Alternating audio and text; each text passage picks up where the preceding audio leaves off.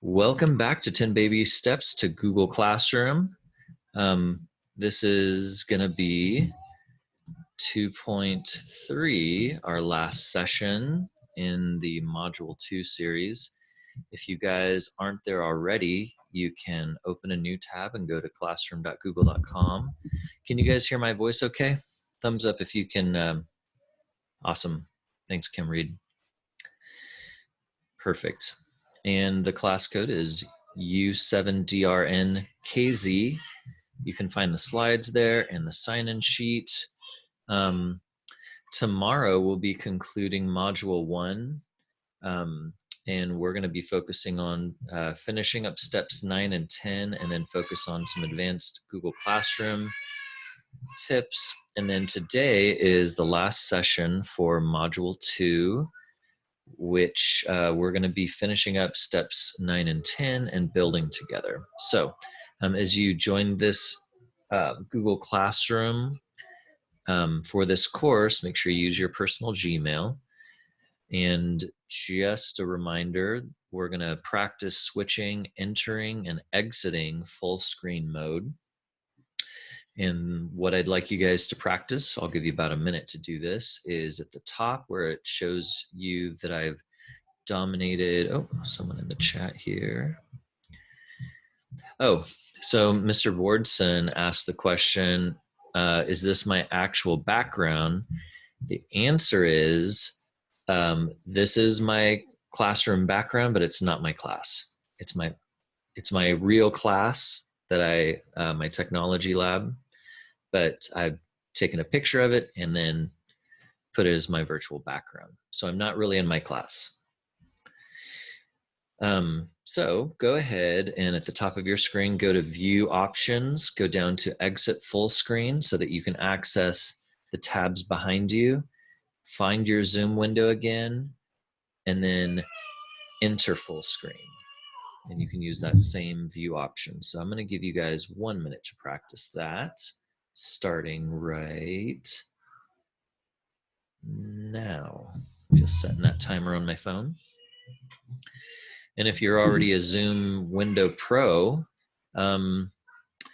what I would like you to do is in the chat, go ahead and leave your first name, location, and what is one thing that you are going to walk away with from this course that you think will help you with distance learning?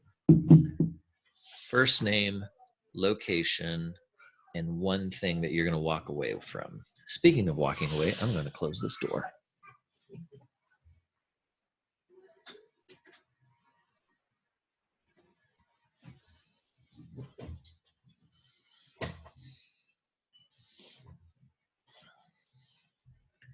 All right, finish up in about 14 seconds practicing. And I'm going to put my name, and then, oh, there's the time. Right now I'm in Oakhurst. And the one thing I'm going to take away from this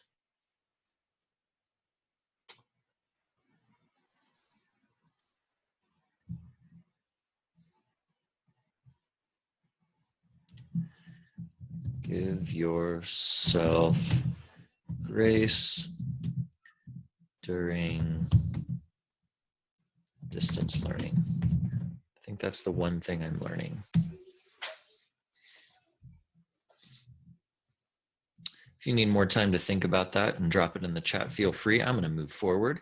And again, welcome back. My name is Hans Tolman, Google certified. Happy to be here on the Twitter at Hans Tolman. You can tweet out at 10 baby steps, hashtag 10 baby steps. And the website that you guys are going to access is at bit.ly/10 baby steps classroom. And I'm going to see if I can, just as a reminder, show you what's going on in the website.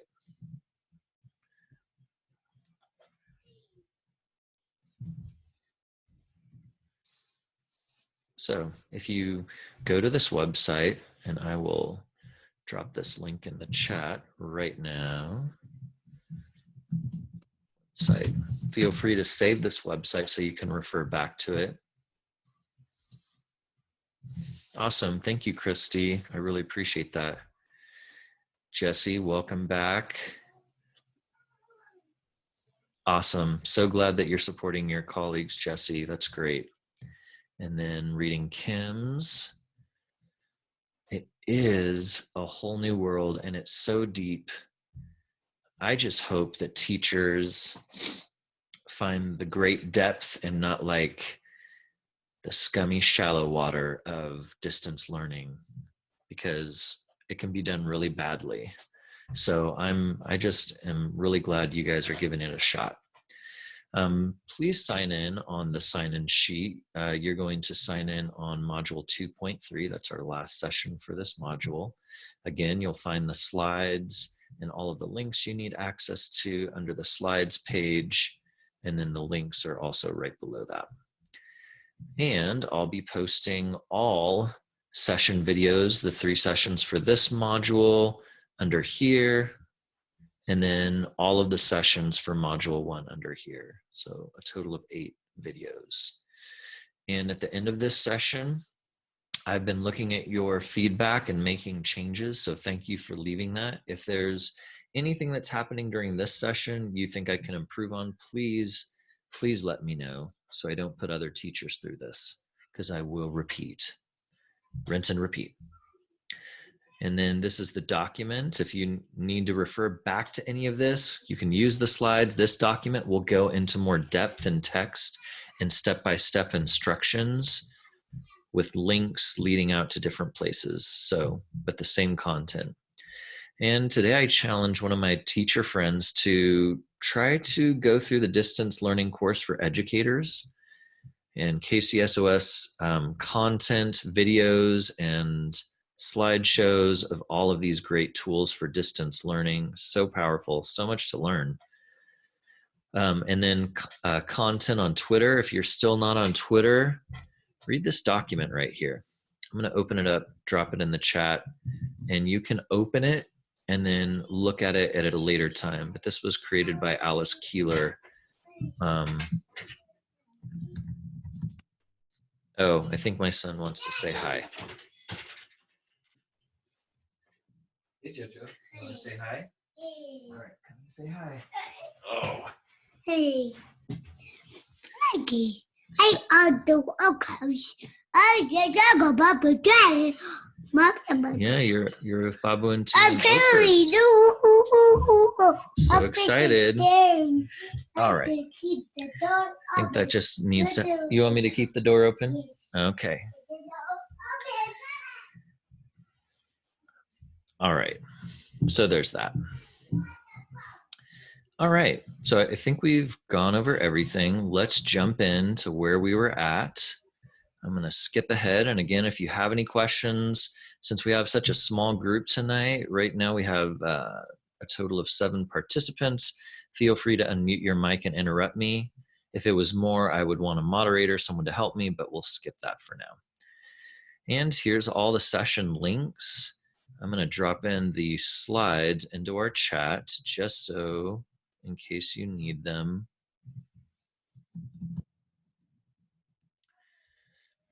And then, of course, we will be having our traditional after party, our last after party for Module 2, and where you can hang out and ask questions, and we can explore other cool tools to learn for distance learning. And if we have intermediate or advanced ninjas, watch out for those Hans Pro tips. Let's get started, guys. I'm going to skip ahead to slide number 24 because these are our 10 baby steps to Google Classroom. We've been over signing into Google Classroom, creating a class, posting an announcement, inviting students. We've customized the theme and the settings in our Google Classroom. We've created topics, and how far did we get last Thursday? Did we create some assignments, questions, and materials?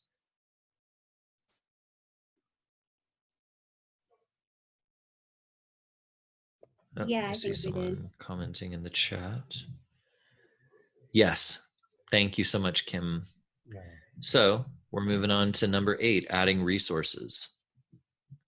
And any of these steps, if you need to review them, you can just come to this slide, click on that step, and it will take you here.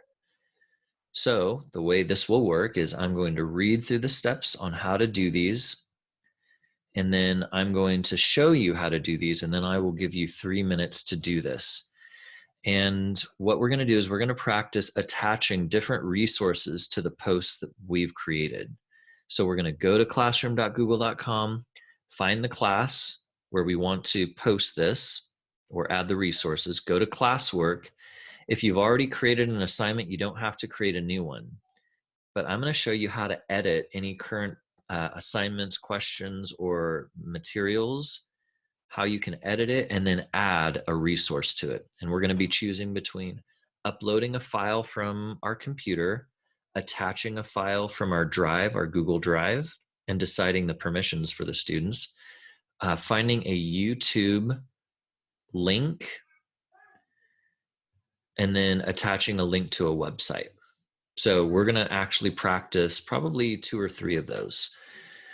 So, and if you do choose a drive file, you get to decide the student access. Do you want them to view only? That means they can only look at the document, they can't change it.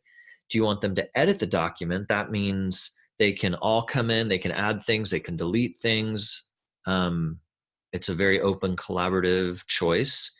Or do you want to, did you make a template that you want each student to have their own copy of? And that's where you would make a copy for your own student. Also, you can, if you don't have a template, you can just create one on the fly with a doc sheet, slide, drawing, or a Google form. So let's jump in and see what this looks like. I'm going to fumble around my computer, and I'm going to use my Chrome browser to choose another tab that may need some time to load. Pro tip, you guys ready? Let's say you have a ton of tabs and it's ridiculous, like me.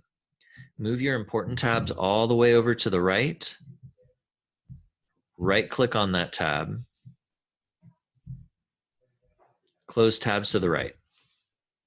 And it will remove all of those tabs to the right of that tab. Whew, that makes me feel so much better. If you get lost in Google Classroom, click on the 3 pancakes in the top left, click on classes, and then you'll be able to see all of your classrooms. And I'm going to go into this class right here. And I'm going to click on classwork at the top.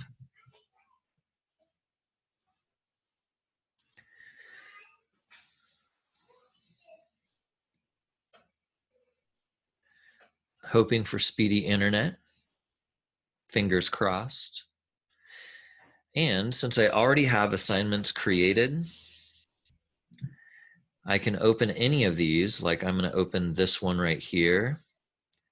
And I can go to these 3 dots because let's say I've created this question, but I want to attach a resource. So I'm going to open the assignment, or you can just mouse over it, find the 3 dots on the right. You can either edit this assignment, delete it, copy the link to the assignment, or move it up in this list. I'm going to click edit. Once you find the assignment or the post that you want to add a resource to, you're going to click the add button right below the question and instructions. And then you're going to make your choice: Google Drive, link, file, or YouTube. Today, since this question is asking, how do you feel during school closures? Since that's the question, I want to find a resource that will be relevant to that, that question. So I'm going to click add, and I'm going to go to YouTube. Hans, can you hear me? And I'm going to use this little Google Classroom YouTube search. And I'm going to search for how students feel during school closures. And then I'm just going to do a search right in here. And then I see a few examples. Parents feel anxiety, students react to closures, and colleges. 15 college students on how COVID-19 derailed their lives. I'm going to go with this one. Students speak out on closed schools during coronavirus. And I can see, it's hard to tell what the source is, but you can actually, it won't let you watch. But what I would do with any video is if you are considering it, click on it to pop it out and then view it. The cool thing about posting YouTube videos in Google Classroom, I am declaring an emergency closure this guy's of talking. all schools for the week beginning March And 16th. So how do you feel about being homeschooling? It's all right. I don't really need to. Boring. So you Right. watch the video. If this is relevant to what you need, you can leave it there. If you're like me and you like going directly to the source, you can go to youtube.com, click that share button on the video you want, copy that link, and then go to add YouTube. And instead of searching, you would go to URL and you would just paste that URL. So I've just found an assignment I've already posted. I've edited it. I've added this YouTube video, and now I'm going to save it. And oh, I should probably adjust the directions to say, watch the video below. So I'm going to just add, watch the video below. And then I'd have to renumber these. 3, 4, 5, 6. And save. Okay. So now that you guys have listened and watched, I'm going to give you 3 minutes to do that. On your marks, get set, go. Find one of your posts and attach a resource to it. And while you're doing that, I'm going to play some music, and you let me know if it's too loud.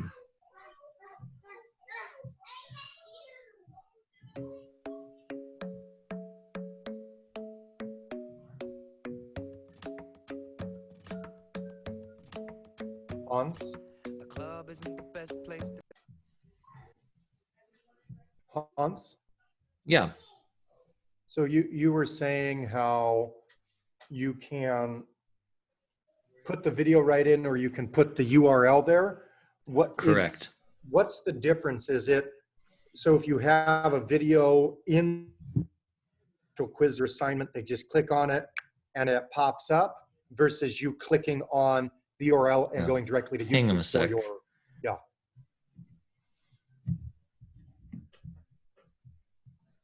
Hang on a sec, guys. Sorry. Oh.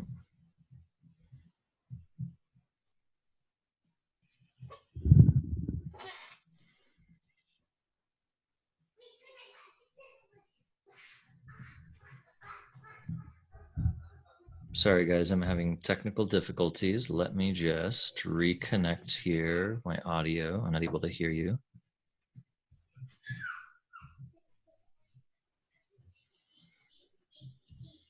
Can you guys hear me okay?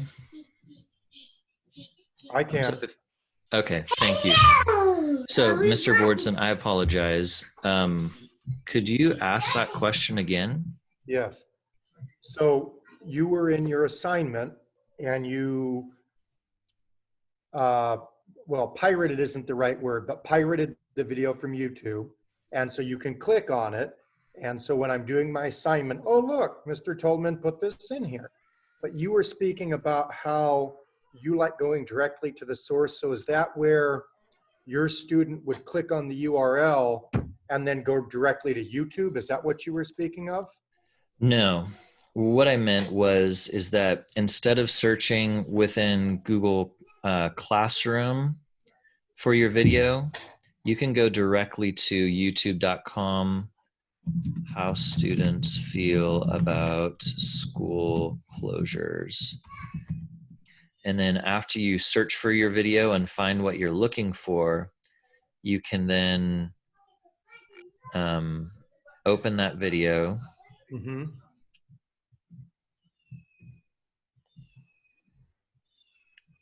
And I'm I'm just going to pause it.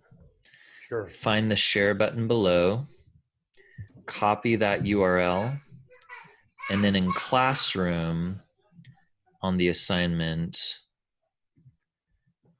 you can edit it, click Add YouTube, and then instead of doing that same YouTube search I did, you can paste that URL that you copied from YouTube with Control V, and then it would add that.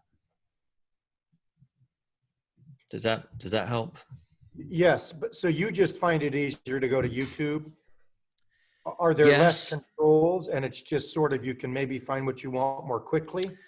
Yeah, you'll see a lot more options. You'll be able to preview it a little easier, and in YouTube it has this cool filter where if you want to find videos that are less than 4 minutes or that have the highest rating, or videos that were made this year or this month or this week, or you can search for YouTube channels or playlists. So you just have a few more controls that that you don't have just adding a video from Google Classroom. On a side note, how would you find that filter for YouTube? Like, as I Sure. didn't know that. Yeah. So what you would do is you would go to youtube.com Yes. and you would type in what you're looking for, press enter, and then you'll see, the most relevant videos. But at the top of that list, there will be this little icon that says filter, these kind of dials. And if you click on that, then you can filter by upload date or by type, duration, features, sort by view count or rating, or upload date.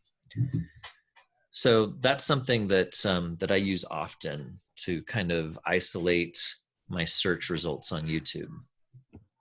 Sure. And can you customize, like, I want something in 2016. I know there was a video, I don't remember the name of it. And then can you like isolate it there, or you only have last hour, today, this week, this month, and this year? Those are the only selections you have. But if I wanted to, I could just add 2016 to this post, and hopefully it would kind of identify those videos and bring them to the top of the list. Okay. So, well, thank you. That's interesting. Yeah, it's something to play around with. Yeah. So, was everyone able to attach a YouTube video to one of their posts in Google Classroom? Thumbs up if you're able to do that. Kim Reed was. And then the rest of you, I can't tell. Oh, Cheryl, I see that thumbs up. I see your thumbs up. Thank you. Awesome. Okay. So let's carry on then. Let's carry on. So you guys have practiced attaching a YouTube video. The next thing that we're going to do is we're going to practice attaching a link. And when I say a link, that's short for hyperlink, or a web address to a website, or anything, a doc, whatever has a web address that's on the internet. You can attach that to an assignment. And I'm going to quickly model that for you right now. If you wanted, you could create a new assignment and attach it there.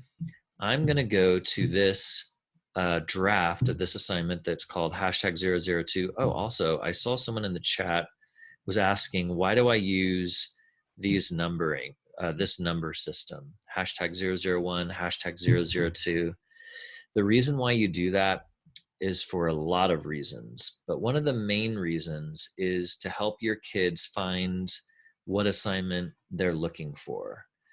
And that's also why I choose to create week topics, putting the newest week at the very top, putting all of the assignments numbered under that weekly topic. And that's going to create a sequence and a history and a chronological order of the assignments.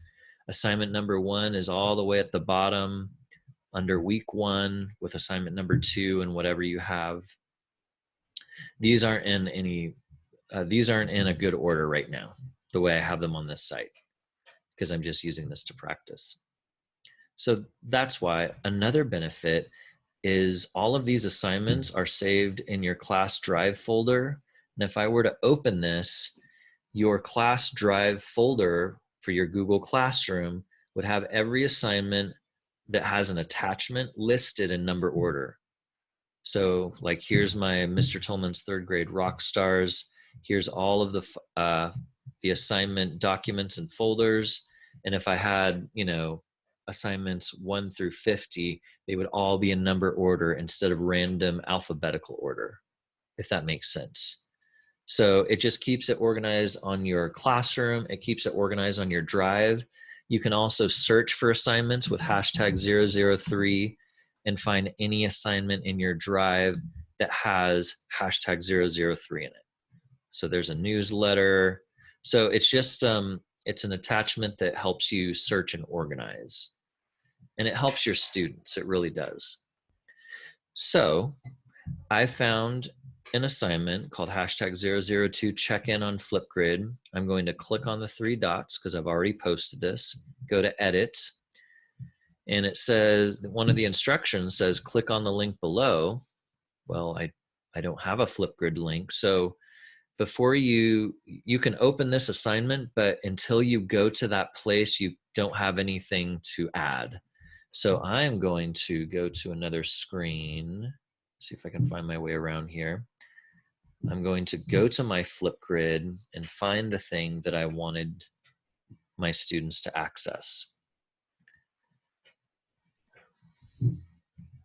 So I'm going to open one of my grids that's for my students, and I'm going to post our favorite castle books. I'm actually going to click on the link where I want them to go, what the student link is.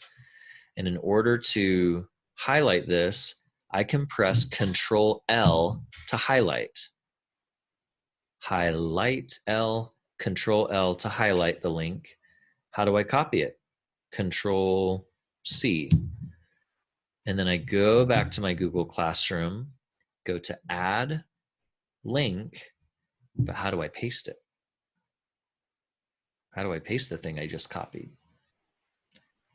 Control V, as in vampire.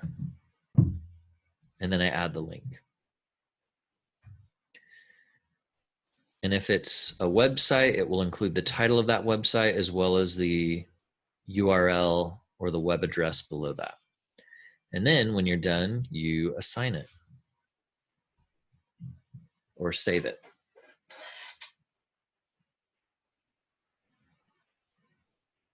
So that's how you add a link resource to something that you've posted. So now I'm going to give you guys, I don't think you need 3 minutes for that. I'm going to give you 2 minutes. And if you have a question on how to do this, please drop it in the chat. 2 minutes, 8 seconds to attach. Is that me? Oh, that's my parents' phone. I'm going to mute this.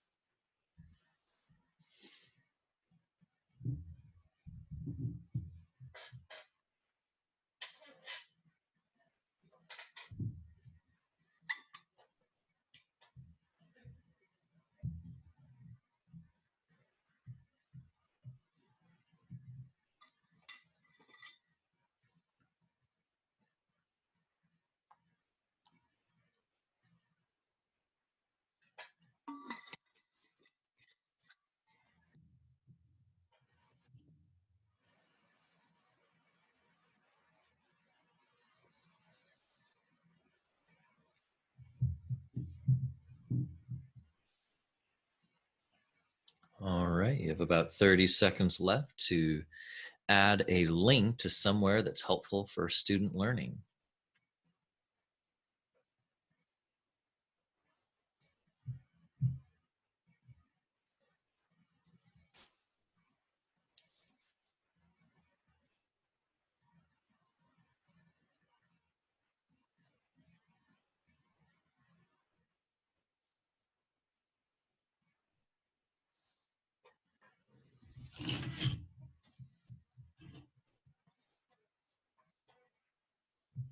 Oh, that's loud. All right, that's been 2 minutes. Thumbs up if you're able to attach a link to your Google site. You can either show me a thumb or go down to participants or more at the bottom. Do you guys have a thumbs? Oh, yep, Nancy found it. There's the thumbs up. Thank you, Cheryl, Nancy. Awesome. I can tell that you guys have attached those links. Christy, thank you. Awesome. Okay, the last thing that we're gonna do, thank you, Kim. The last thing that we're gonna do is we are going to attach a drive file, and I'm gonna show you how we're gonna do that. So let me go into my classroom. I'm back in my class, and I can go to an assignment I've already created. Like number 3 says, hang on a sec, I'm gonna delete this. Okay, I used this one as an example last night. Okay.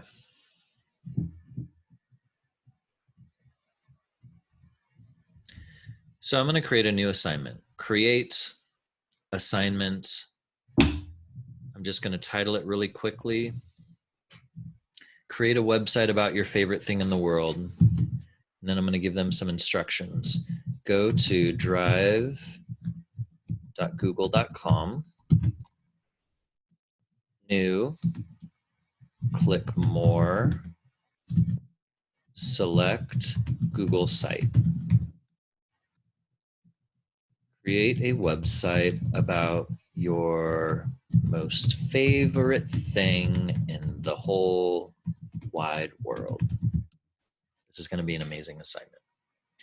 Now, let's say I had some instructions in my Google Drive that taught them how to create a Google site.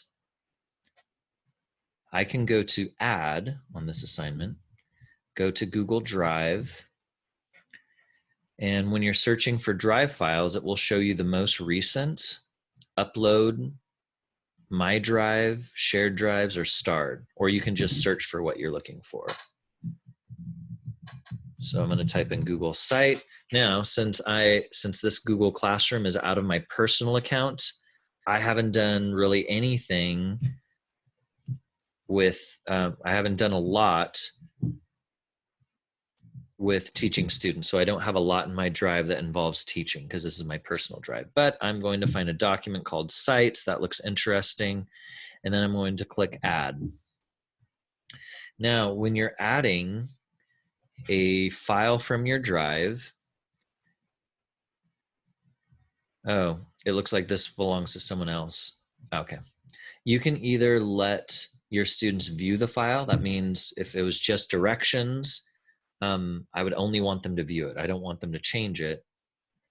If you wanted them to, if you had a collaborative document where you guys were brainstorming ideas on how they would, what their favorite thing is and how they would create their website, you could have all the students edit that document, but you'd want to put some protocol in place on, collaboration, like don't delete other people's work, which will happen because collaboration is messy. But I'm going to instead make a copy for each student. So maybe you have like an outline template of, the header, the body of the website, different pages, and you wanted them to type in that information first before they started their website. So you'd want them to have their own copy of whatever that template is, and you'd want them to have a copy. So if I click make a copy for each student and then click assign, I'm going to choose my topic, week 3, and I'll assign it. So that's how you attach a Google Doc file to an assignment. Oh, and it says, can't attach this file. You don't have permission to attach this file because it's not mine. Would you like Classroom to create a copy in your drive and attach it? Sure. Thanks, Google. That's helpful. So that was someone else's document. I don't have permission to make a copy, or I don't have permission to post that to Classroom. So I've just made a copy in my Google Drive so that I can attach that assignment. Is it stealing? Nah, it's sharing, and sharing is caring. Especially if you give credit to the person who is shared with you. Wow, that phone is loud. All right. What I would like you guys to do is I'm going to give you 2 minutes to attach a doc to one of your assignments. On your marks. The music's still going. Can you guys hear that? Oh, no? Okay. Well, it's amazing. All right, timer. On your marks. Get set. I don't even know where I am. And go. 2 minutes. 2 minutes. Okay.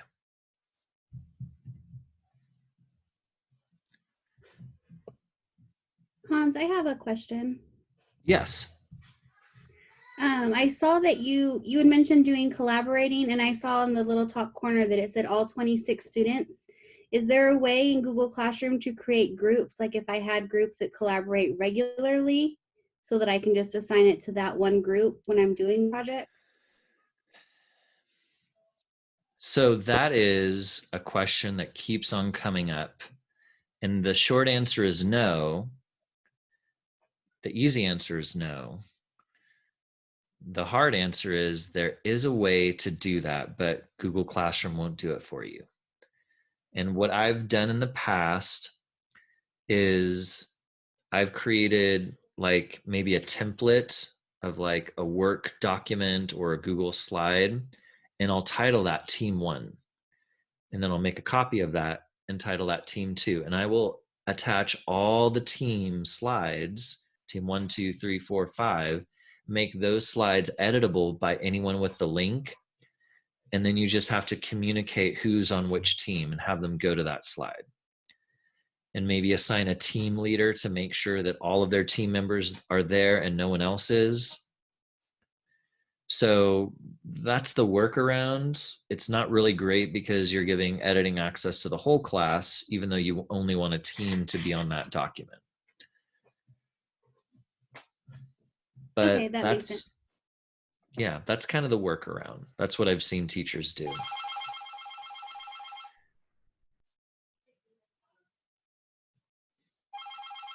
My parents are so popular right now.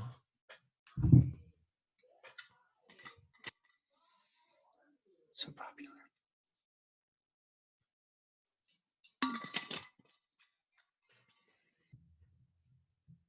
All right, time's up. Did you guys hear that alarm? Oh, okay. I'm going to stop sharing, then I'm going to reshare because these sounds are really important right now. I feel like I'm sharing my computer sound. What's the deal?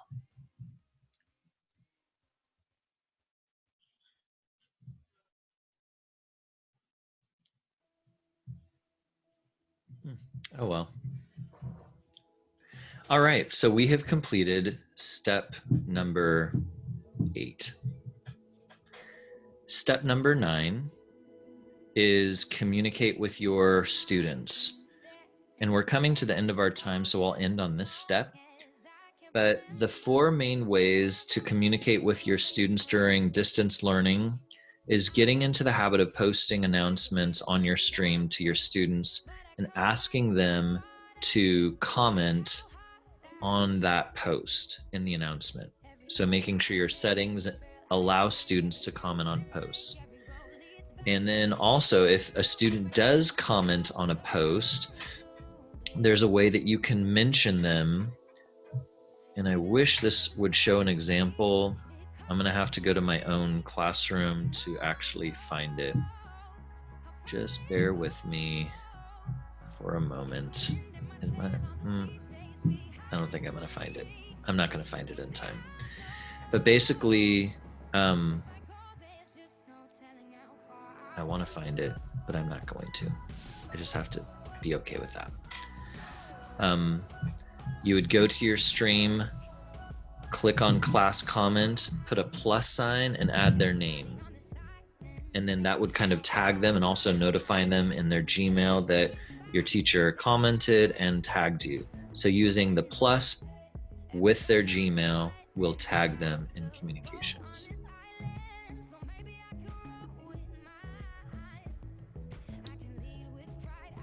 I feel like I'm getting lost a lot. So, also emailing your students by going under people, check marking the students that you want to email, and then going to action and then selecting email. And if you guys haven't put your Google Classroom on your phone, it's a free app and it makes it really easy to get notifications, and right there while you're sitting on the couch, just leave a comment for them. And if you, my pro tip for you guys is using a Google form. And on this slide, I have a link to a form that I've used, and I'll just pop it open really quick. But basically, anyone can go into this form, go to the 3 dots, and make a copy for it to be their own. But basically, there's a little introduction video, and then I'm asking for the student's first name, last name, the classroom they're in, the grade, which times of the week are best for them to do a Zoom or a Google Meet meeting. So they check mark those boxes. And then what days of the week are best, what device are they using, and are they okay with trying out Google Meet instead of Zoom? Because up until now, it's been more secure than Zoom.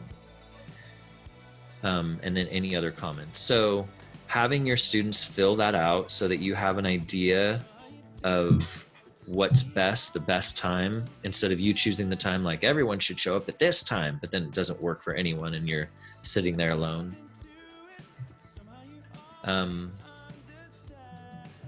You can also turn on Google Meet in Google Classroom, and you can record Google Meets and add that to class material. So the students who weren't able to show up can go back and look at your guys' meeting. So those are kind of my pro tips. Google form to find the best time, turn on Google Meet so it's a link in your classroom at the top, and then record your Google Meets and post them to your class so that people that... Hey Jojo, do you want to say hi? Instead of turn on and off the heater? Okay. If we had made it to step 10, guys, I would have directed you to some great resources. And do me a favor, in the chat, drop what grade level you are focused on. If you're focused on teachers, elementary, or whatever, drop that into the chat so I know who I'm talking to. Hans? Yes. So, for 3 things, I think the best thing I've had of all of these classes so far is it's not stealing, it's sharing. Sharing is caring. That's awesome. My grandparents have the same ringtone on their phone. And, sorry. And the third one is I'm sort of letting this stuff wash over me. This is all very new to me, and I teach first grade. Is there a way I could go to YouTube and watch some videos? Like I can watch yours again, and I can watch the other fellows' videos I've been, Zoom meetings I've been attending, but are there specific videos that I'd be able to find on YouTube where I can stop and pause and manipulate my own classroom at that time? Yes, and I'm going to mention right now Ben Cogswell. You can find him on Twitter, but there's also a link on this slide on step 10.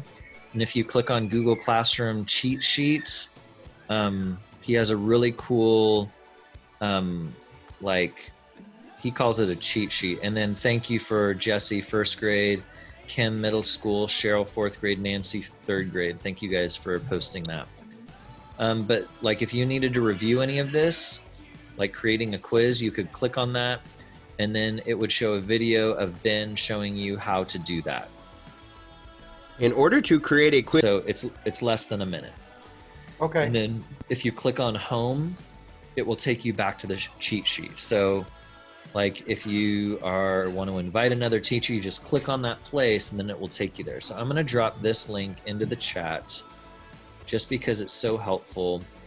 But Ben Cogswell, there's his Twitter handle at the bottom.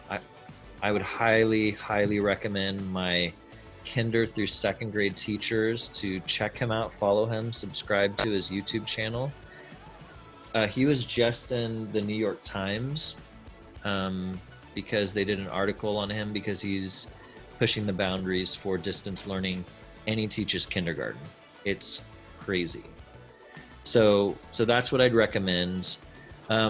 Honestly, Twitter is going to be the best place for you to find these things. YouTube is a really big place. A lot of people post a lot of things. Sometimes it's hard to narrow that down on your own. So I just follow a lot of great educators on Twitter and I learn from them, I steal from them, I share with them, and they borrow from me. I say steal, but whatever. I get it. It's just really, really funny. Oh, it's meant to be funny. Because we did it, we did it before, like, hey, can I have that master? Yes. So, now it's online.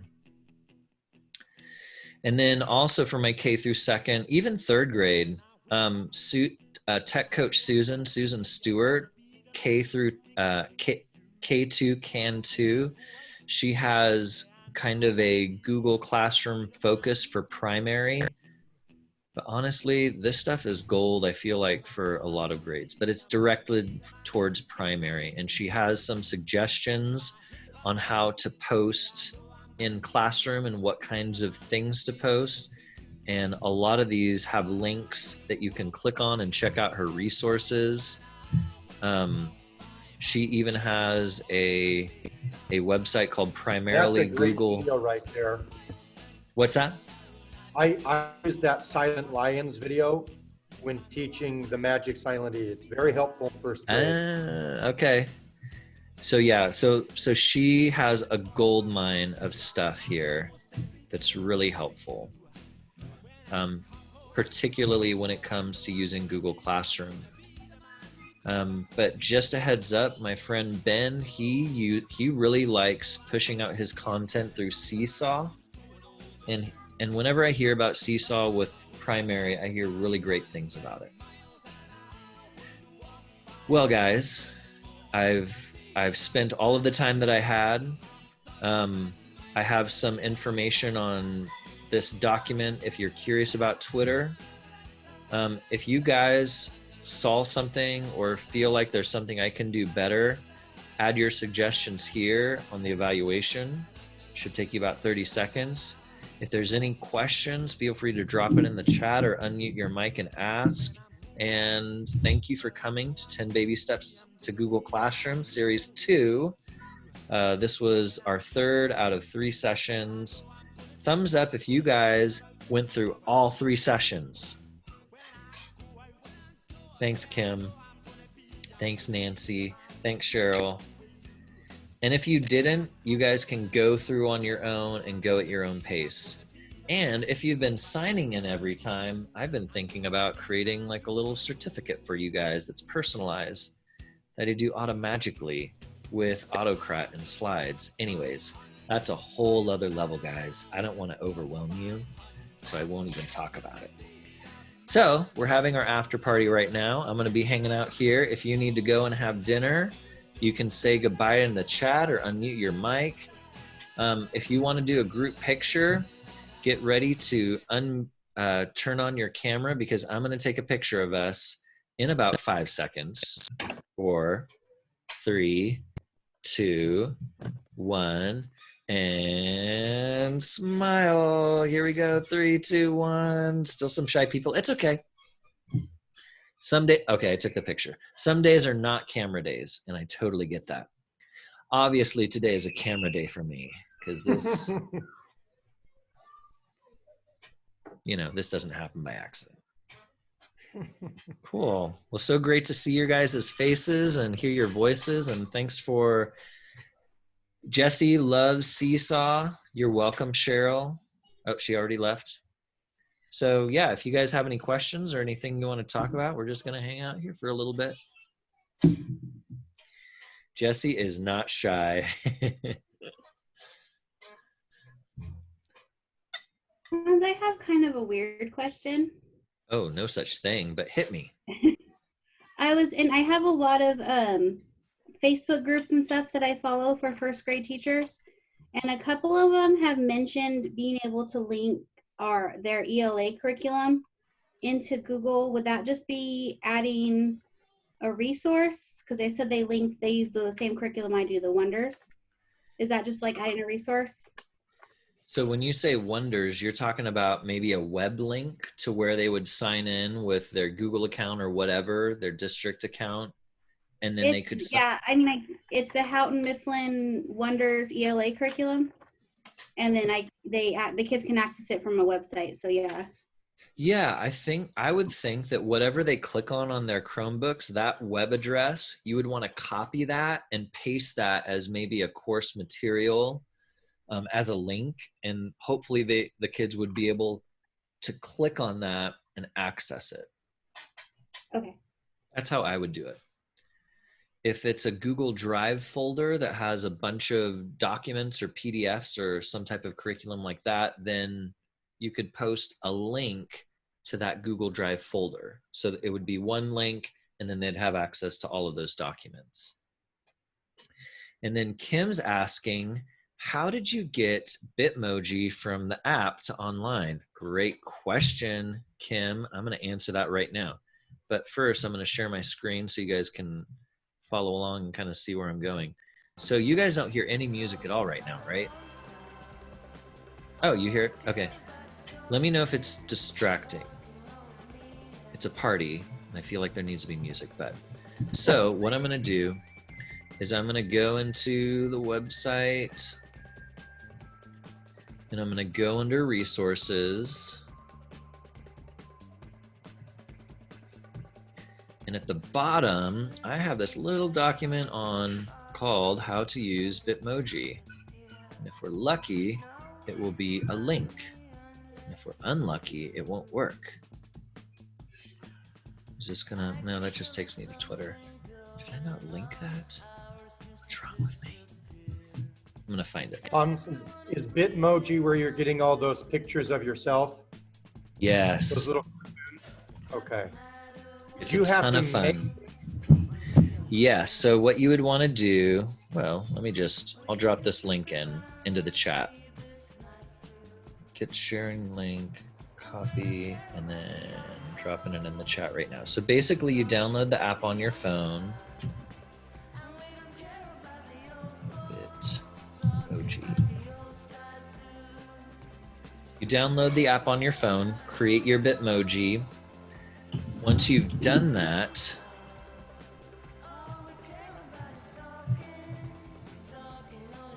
I just have to fix that because it's wrong.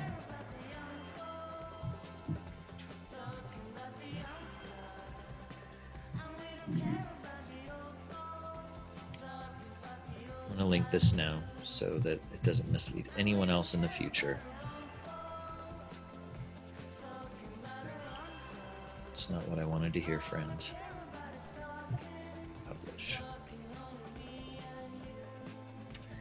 Well, anyways.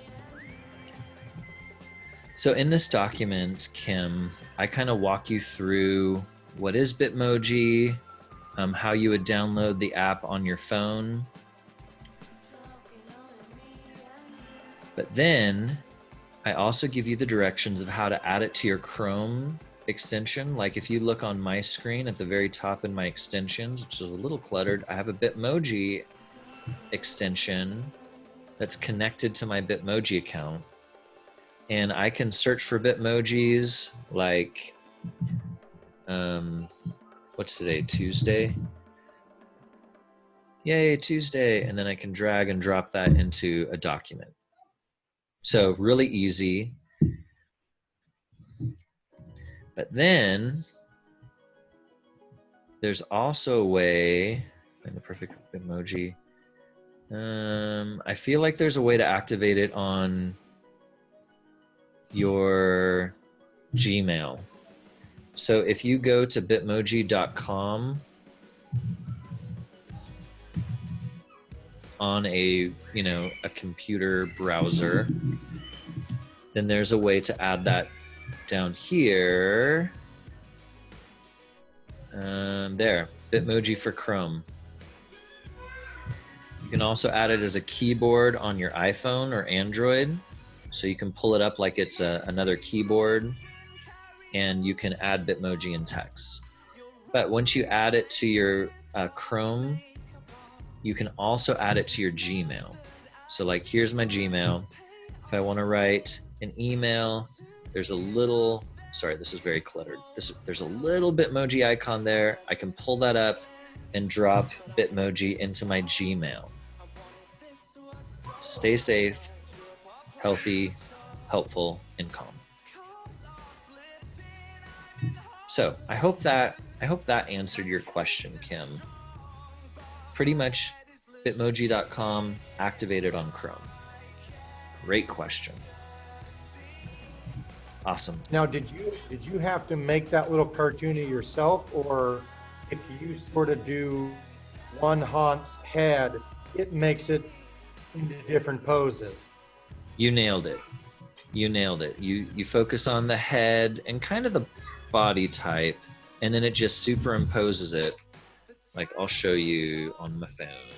Let's see if I have it handy. Man, it would be so cool if I could throw my phone screen onto my computer screen. So on the app, you go down to the bottom where it says avatar. Mm-hmm. And then this is where you're gonna edit your app. So there's my avatar, and then at the bottom, you're gonna choose hair, hair color, hairstyle, facial hair, eye color, eyebrows, nose. There's all of these different things that you can tweak to customize your Bitmoji to match your face. Okay. It's really cool. And it just throwing it into, your documents just kind of makes it a little more fun. The kids will enjoy it. Yeah, great questions, guys. Any other questions you have? Well, if no one else is going to ask questions, I see that you're a STEAM and technology specialist. What can you tell me about any resources for STEAM? Great question. So when we talk about STEAM, we're talking about science, technology, engineering, arts, mathematics. So those subjects as being the core that you bring alongside, ELA and math. So for me, I specialize in technology, but let's see, where would I send you for STEAM resources? What grade are you teaching, Kim? Remind me. I know you dropped it in the chat. No, it's fine. I'm middle school, but my focus is arts. I'm a visual performing arts specialist. Okay. So I'm arts and STEAM. So here's what I would recommend. On the website, under resources, there's this document, this spreadsheet called Twitter Names by Topic by Alice Keeler. And I want to pop this out of here, and I'll drop this link in the chat. But basically, so if you open this link in the chat just to have it on your browser, you can refer back to it later. But what they've done is they've had this collaborative Google Doc. Anyone can come in here and edit it. But they've added the Twitter handles to any teachers that are ed tech, English, math, science. But we want to scroll to, there's visual arts, but I want to see if there's a category for performing arts. You said performing arts, right? It's all 5, visual, performing arts, so, and media. Okay. It's all of them. Media. There's a few drama teachers. There's STEM. So there's a bunch under STEM, a lot under STEM. I'm under there. I want to see if there's any more with active directors, teacher leadership, religion. There's a bunch of categories. Oh, there's kinder. Restorative justice, homeschooling. Who knew? All of these categories of teachers. I'm not seeing anything else, but I did see drama, and I did see visual arts. There's a bunch under visual arts. So what you could do is you could copy one of these addresses, go to Twitter, paste it in, see if you can find that person by their Twitter handle. And since they're putting their name on this, they obviously, hopefully, have a Twitter presence. And I would just go through their Twitter feed and see if they've been sharing anything that's helpful. That's kind of a long way to go about doing it, but you know, how else do you locate these people? So here he is. So Peter H. Reynolds, he has 48,000 followers. So that's a lot following him. Apparently he wrote the Dot book, maybe? He's posting that as his thing, and I love the Dot book. So he's posting, he's retweeting other people's posts. He may be more about promoting his book than, you know, whatever. But I would do that. I would go through and see if you can find some other, like Fable Vision. I remember seeing them before. But yeah, I would go through and just kind of look for people. That's kind of a way that you can have like a really targeted look. And then Mr. Bordson was asking, are the stickers of your students? Now, when you say stickers, are you talking about the Bitmojis, or are you talking about something else? Yes, the Bitmojis. Jessie said she turns them into stickers, so I was wondering if she made her, like Billy, Sally, June, they all get their own little sticker of themselves.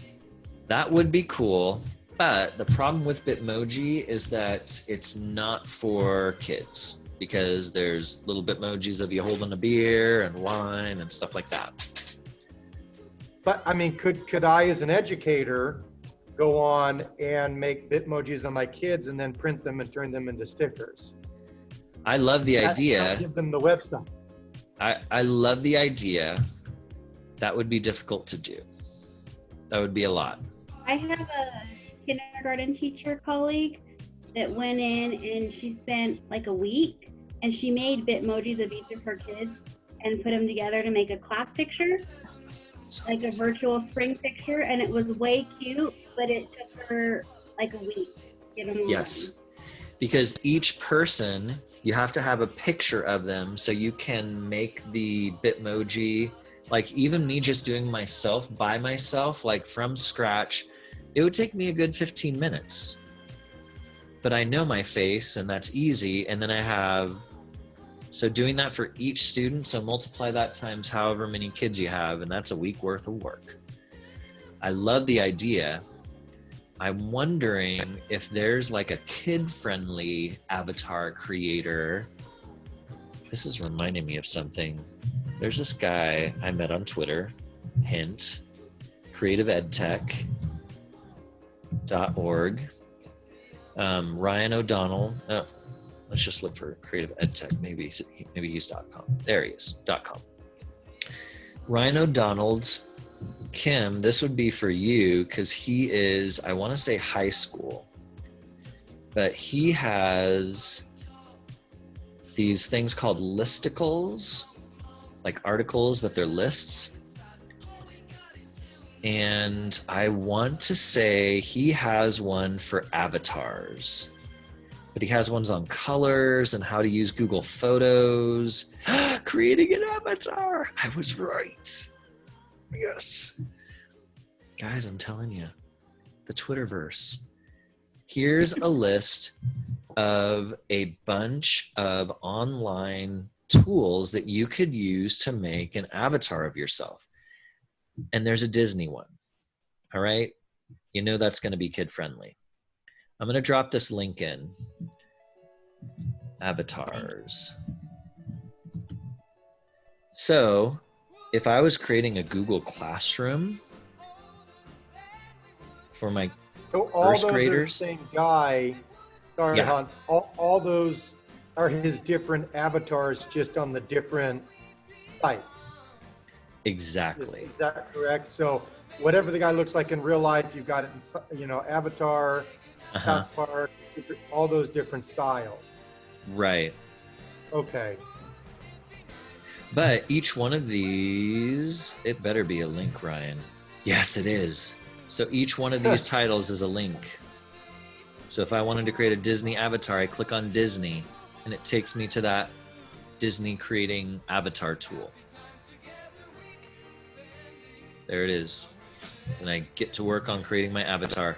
Assign that website to your first graders and say, hey, create an avatar of yourself and share it back with me.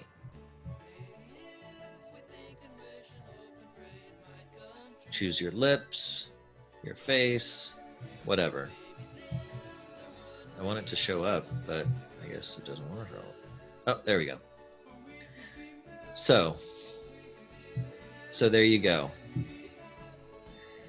And I think one of the things that we're learning is with distance learning is whoever is doing the work is doing the learning. You know what I mean? So if the teacher is spending a week creating Bitmojis for her kids, that is awesome. For the teacher, because she's doing the work, she's getting the learning. But how could you transfer that work and learning to your classroom? Maybe, let them choose between, hey, create, use this web tool to create an avatar, or draw a picture of yourself using this, how to draw a picture of your face YouTube video, which there is a kid-friendly version. I'm like, I'd place a bet on that. Love these ideas.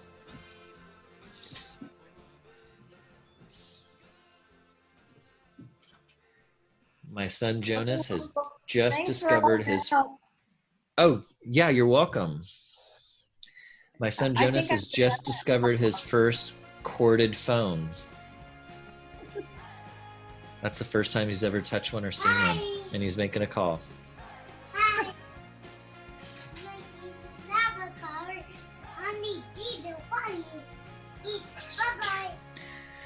Well, guys, if there's no other questions, then we will say goodnight. If you haven't had enough, show up tomorrow night at the other session, and we're going to be finishing up those last steps like today, and then we're going to talk about some advanced Google Classroom features. But if you don't show up, it's okay. Yeah. So I've been, alternating one day you, one day the other guy, Mr. Cobble, like doing Google Slides and whatnot, and you're doing Google Classroom. Great. You keep on referencing Module 1 and Module 2. Is it the same class, just in different weeks that you're teaching? So yes, it's kind of the same class. I want to show you. It's the same class, but it's happening kind of at the same time. So Module 1 was last week, Monday, Wednesday, Friday, and this week, Monday, Wednesday. Whereas you guys are finishing up Module 2. Last week it was Tuesday, Thursday, and then today, Tuesday. So you guys have had like, class. It's the same class.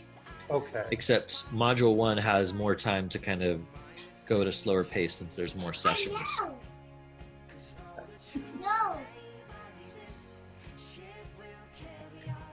Well, I think you need to hop off so you can teach them how to use a real phone. Oh man. Oh man. Yeah, he's looking at those plastic buttons like, what's this? Well, thanks for coming, guys. It's been great hanging out with you, and have a great summer. Hang in there. You got this. Thank you. Thanks, All right. Hans. You're Bye-bye. welcome. See you, Kim. See you, Mr. Bordson.